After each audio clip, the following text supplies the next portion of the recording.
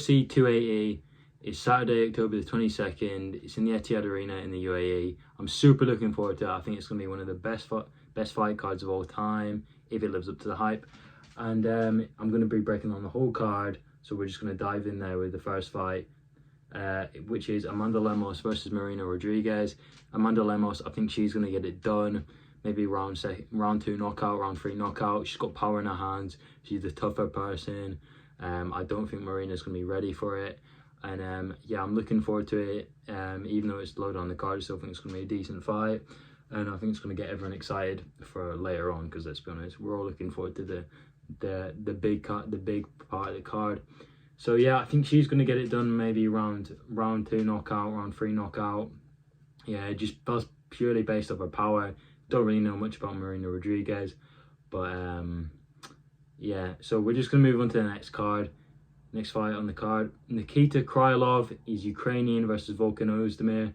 I'm going to go with Krylov. I think he's going to get it done. He's a huge favourite, I think.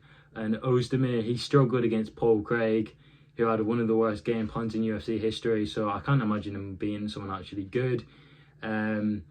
He was barely outstriking Paul Craig, which is worrying, because he's literally the jiu-jitsu guy. And I don't think he has it anymore. Nikita, I think he's going to get the better of him. And yeah, I think he's probably going to get finished, to be honest. He's tough. He's got power. He's a striker as well. He's a good striker.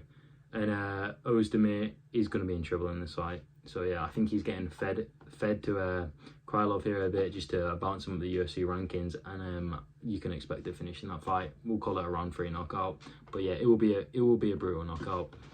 So we've got Makhmud Muradov and Caio Borralho. I don't really know much about these two.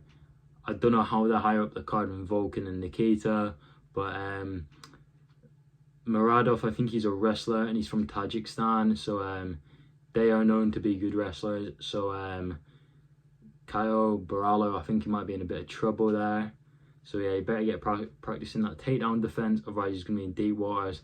But I feel like Muradov is going to scrape a decision just due to his wrestling. He's just going to stay on top of him the whole time. That might be a bit of a slower fight.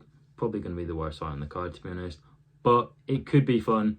Anyway, we're going on to really good fights now. Let's go. Belal Muhammad versus Sean Brady. So we've got Belal, forget the name, Muhammad. He is he's a very interesting fighter. He's got very fun. No, I'm joking. He is the definition of a decision fighter, but he's still quite funny. It is mostly on accident.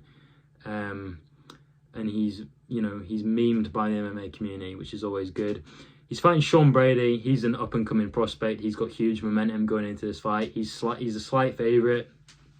But to be honest, I think everyone's underestimating Belal. He showed improvements in his last fight. He isn't a bad fighter. He's just not championship. He's a top 5 fighter. He can beat everyone before the champ, really. Well, maybe not Kobe, but I think he can beat everyone before the champ. Yeah, I think Belal will actually win this one. I think he's going to get a decision win. I don't think Sean's going to be ready for the jump up in the competition. I think it's going to be too much for him. Sean is a good person, but I think he just needs a bit more time before he can get into, Belal's rank number 5. He is a top 5 fighter. I think Sean will be surprised by Belal's wrestling. He's got good stand-up too. He's got great cardio. I really do think that. He's got really good cardio. He's got a chin too. And yeah, I think Sean's going to be, I think this one's going to send Sean back up the rankings, and he's going to have to, get more experience before he can get back to the top. So yeah, that's a decision win for Belal, I think. I think he's going to be, even though he's underdog, I think he's going to win. So moving on, we've got Caitlin Chookagian versus Manon Fiorot from France. She's the, there's not many French UFC fighters, so I'm glad to see the only one there. Caitlin Chookagian, she's the number 1 contender, and she's fighting number 7, so I don't really know what's going on there, to be honest. But women's flyweight is crazy, that's all I'm going to say. This is the only place where this stuff would happen. So that, from the looks of things, they're either... Caitlin Chookagian, I think she's really big. I think she's one of the tallest women's fighters, if I'm not mistaken. So yeah, I think the size advantage is definitely going to be on her side, which is going to be a problem for Manon. I feel like she can just use that to her advantage, to be honest, and she's probably going to be able to get TKO win. Yeah, but I mean, best luck to Fiorot. It'd be nice to see some French fighters winning fights, because the only one I can think of right now is Cyril Gane, and he is amazing, and I do think he's going to be champion in the next few years. But until then, maybe, you know, we can get a women's flyweight champion from France. That'd be cool. But anyway, so now a highly anticipated fight: Beneil Dariush versus Matsu Gamrot. To be honest, I feel like Gamrot will beat Beneil. Again, I feel like Beneil, he's a top 10, he's maybe a top 5 fighter, but honestly, he's got losses to bad fight, or not bad fighters, but just average fighters, which is worrying, because Gamrot is not an average fighter. He is very talented. He's on the come up. I feel like this might be an end of days for Beneil. He's took like a long time out. His last fight was it was a win over Ferguson. It was a decision win. Yeah, Ferguson, you know, he's at the end of his career now. It looks like it's going to be over for him. So that's not the most impressive win in the world, to be honest, and it was a decision either. He didn't get a finish. Mind you, finishing Tony Ferguson is extremely difficult, but unless you're Chandler. But yeah, I feel like Gamrot is going to get this done with his Polish power. And yeah, Dariush, he's good, but I just feel like he's like average at everything, or good at everything. But Mateo, he's got a striking advantage, definitely, and I feel like he's gonna walk Beneil down, which is gonna be a bit of a shock to him, and he's gonna find his chin, and he's gonna really test it. So I feel like we could be looking at a round 3 TKO, because I feel Beneil is good, and he might be able to get his wrestling down, maybe tire Mateo out, which is gonna be best case scenario for him. He might be able to get a submission. I know he's got good jiu-jitsu. He could be looking for a leg lock. He got one on Tony Ferguson. It looked like he broke his ankle, but for some reason Tony doesn't tap. So yeah, and he continued to fight, which was very impressive, I must say. Lots of heart and determination shown there. And now we're going to move up to a really big fight. It's one of my favourites. I can't wait, honestly. It couldn't come quicker. We've got Sean O'Malley, who's one of my favourite fighters. I really like his style. His striking is so interesting to watch. Just fun to watch. He's an interesting guy too. You know, he brings in viewers. Versus Peter Yan, who's obviously coming off his second loss to Sterling, but his first real one, let's be honest. I do think Sterling beat Yan. I feel like he really, when he got the back control, he really did show holes in Yan's game, but obviously he's not going to have to worry about that against O'Malley. O'Malley is definitely not going to do that to Peter Yan. In fact, I do believe that O'Malley actually has a wrestling disadvantage in this fight. Peter Yan's a good wrestler. He's just not as good as Sterling, because he's an all-and-out wrestler, really. Yeah, people are saying that this is going to be a brutal, vicious knockout, but honestly, I don't think it will be. Peter Yan, he's a bit like Oliveira. He's a slow starter. He needs to download the data. That's been said a lot about him. He does. He needs time to work out his opponent and read them, find timings and stuff like that, and where to put his hands when. Sean O'Malley is kind of the opposite. He's a very fast starter. He's got a lot of knockouts in early rounds. And as far as I'm aware, his only 5-round fight was cut short because he obviously got that leg injury against Oliveira, which he was winning that fight, by the way, until that point. Yeah, I think Sean's a huge underdog, but I do think he has the skills to win. Because it's a 3-round fight, it benefits him massively, because obviously we've never seen him go the full 5 rounds, and I do know he does cut a lot, because I've seen him at like 160 pounds nearly, which is obviously a lot off the bantamweight cut.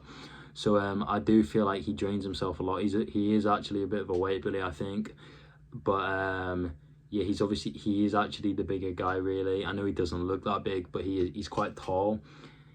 They say he's 5'11". I don't think he is 5'11". I think he's more like 5'9", 5'10", really. Because in that video with Conor McGregor, he looks to be about the same height.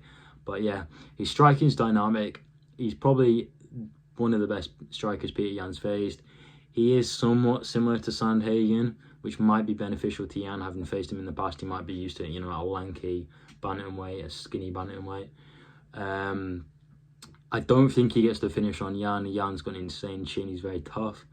But I do think he manages to like strike and slow Yan down enough, just enough to like get a decision win, to be honest, and outpoint him, because I think O'Malley's striking is going to be better in round 1, definitely better.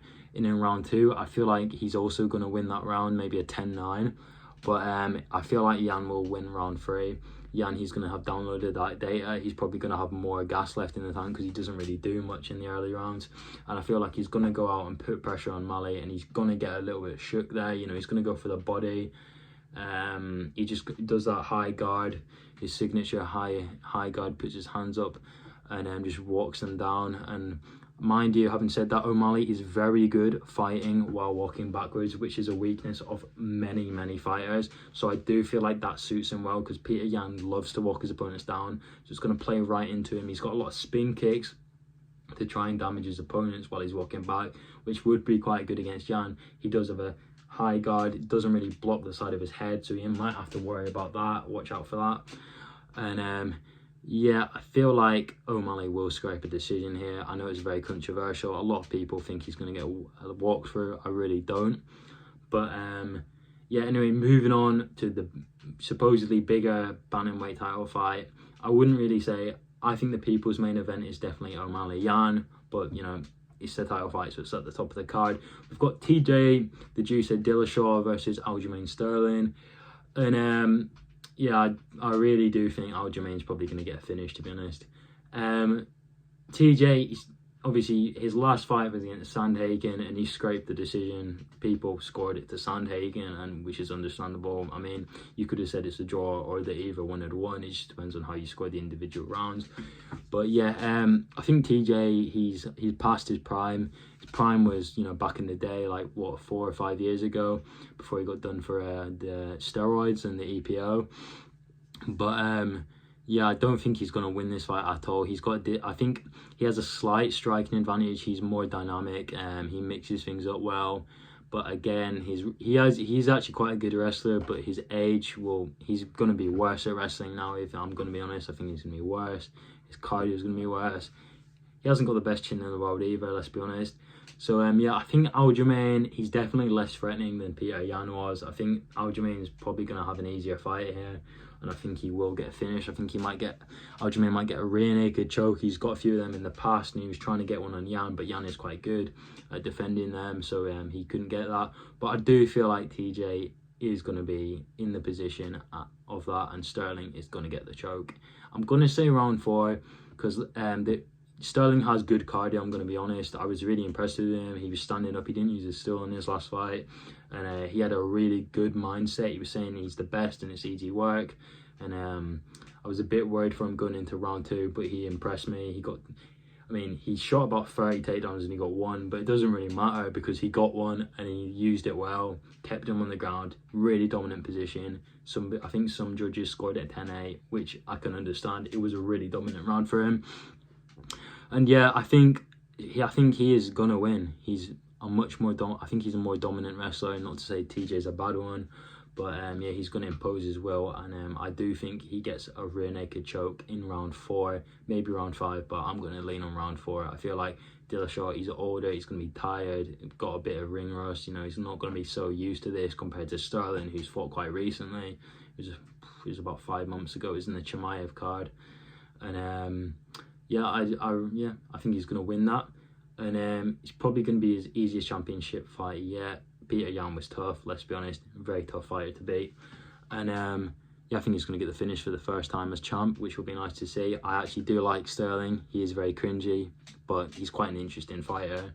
And it'll be fun to see that fight. I look forward to it. This is one of my most anticipated cards of all time. It's stacked from top to bottom, and I can't wait. It's a shame it's in late October. So finally, we've got the main event of the card. I can't wait. This is my most hyped main event of the year, without a doubt. It's going to be great no matter what happens. We've got Islam Makachev versus Charles Oliveira. This is an extremely hyped fight. It's very, very close. A lot of people are backing Makachev. A lot of people are backing Oliveira. Obviously, you can't doubt him now, really. And I think I'm going to back Oliveira by submission. So, yeah, this is a crazy fight, without a doubt, one of the biggest of the year. And I think a lot's on the line here. Obviously, Islam Makachev has been working towards this a very, very long time. He's been in the UFC for a good few years now, and this is his first title shot. You know, he's Khabib's prodigy, you know what I mean? He's his apprentice, and he's been learning from one of the greatest fighters of our generation. So yeah, that's good to see. And he's on a good win streak. I think he's like 10 wins, 9 wins, 8 wins, something like that. His last win was over Bobby Green. He ground and pounded him first round finish, so that was pretty impressive. But then again, it is Bobby Green. He's not exactly the top 5, is he? I do think that Makachev deserves a title shot, but I think the people he's fought to get to it aren't that impressive, to be honest. His last 3 wins were Thiago Moises, he's ranked like number 14 or number 15. It's not overly impressive. Dan Hooker, he's having a very rough time at the moment. He's been finished by Arnold Allen brutally. It just shows that he's a former of his he's a fraction of his former self. And the Bobby Green, it was impressive. Bobby Green, he was on a good run, but at the end of the day, Bobby Green has no wrestling ability really. He's a pure striker. And yeah, it was on short notice as well, so it was obvious it was a set-up fight for Islam. But I mean, he's made the most of a bad situation, so I do respect that for Islam. And he has finished his last 4 fights, so that is a good start. And he's got momentum going into this. The only problem is he doesn't fight that often at all. He fought in February this year and then October last year. So he does take quite a long time out, whereas I'd say Oliveira is the much more active fighter. I'm just looking at his stats here. He fought in May this year and December last year, which there's only a few months between that. It's like 4 or 5. He subbed Gaethje first round with a rear naked choke. It was an insanely good round. He got knocked down twice, but I think one of them might have been a bait. So he's just so dangerous off his back that fighters are scared to go and chase him to the ground when they knock him down. It's the only time I've ever seen it happen in fighting, really. So it just shows how good he is on the ground. People are scared. He's got the most submission wins in UFC history. For a reason, he's very, very dangerous. And I do believe he is definitely one of the best in the world off his back. However, Islam is a very, very, very good wrestler. His ground and pound is insane. And when he's got top control, he makes the most of it. He's got really good balance. His wrestling is great. His transitions are great. And it will definitely be the best wrestler Charles Oliveira has ever faced, which is slightly worrying considering Kevin Lee did have some success against him before he did submit him. But yeah, Charles, I give him the striking advantage. He is very, very aggressive now. He used to be kind of like just normal, just took some strikes, walk backwards, walk forward a bit. But now he just puts his foot on the gas from the get-go. He pushes the pace. He sets a very, very high pace. His cardio seems to have improved a lot. He's got a great chin. He does get knocked down, but he never really gets knocked out. He recovers very, very fast as well. I give him the striking advantage. Not to say Islam Makhachev's striking is bad, I just don't think it's on that level. And also he did get knocked out brutally a few years ago by Adriano Martins, first round knockout. He was dropping his hands and pulling out weirdly, and Martin saw that and then capitalized on him and knocked him out cold. Some fans say it was an early stoppage. It wasn't. He was just saving him from some further brain damage. And yeah, so Charles has finished his last 3 fights, very big names. He's got Chandler knockout 2nd round, Dustin Poirier sub 3rd round, and he's obviously subbed good Justin Gaethje. He's fought the better opponents. It's clear. He's beat Tony. He's beat Tony. He's beat Kevin Lee. Who's, I know he's a bit of a joke now, but he's quite good then. However, he has got 8 losses, but that was a different fighter. Let's be honest. It's not the same person, really. Completely different. He doesn't have that quit in him anymore. People keep on saying he has quit. He doesn't. It's not true. It's a myth. Oliveira does not give up anymore, and I don't think he'll give up against Makachev. Makachev thinks he will, but I think he's going to underestimate that. Again, like his previous 3 opponents have all ended up getting finished. They all say he quits and he doesn't. I think Makachev will definitely take him down. I don't think Oliveira's takedown defense is good enough, but it's just whether he can actually do something with that on the ground. I think the threat, the armbar, the triangle, other submissions, maybe the heel hook, you never know. I think the threat of them will outweigh the benefits to Islam of maintaining a takedown. He might go for his own submission, which I wouldn't rule out, but I think like he might just go for ground. And also, I feel like if Oliveira manages to keep his standing, which is unlikely, but I think he'll be able to get back up. I think Islam might maybe let him up if he finds it really uncomfortable with him on the ground. I think Oliveira will be able to get a knockout on the feet. I feel like it'll be in probably the later rounds. I think maybe round 3. Islam is quite good defensively, minus that knockout, but I think he's learned his lesson from that. Just listen to your corner and you'll genuinely be okay. But I feel like the pressure is going to add up. Oliveira is very good in the clinch. He's got really good knees now, which are really bad against the cardio for Islam. He has okay cardio, but it's nothing out of this world. Charles's cardio is good, I'd say. He can set a pace for at least 3. We haven't really seen him in later rounds recently because obviously he's just been that dominating.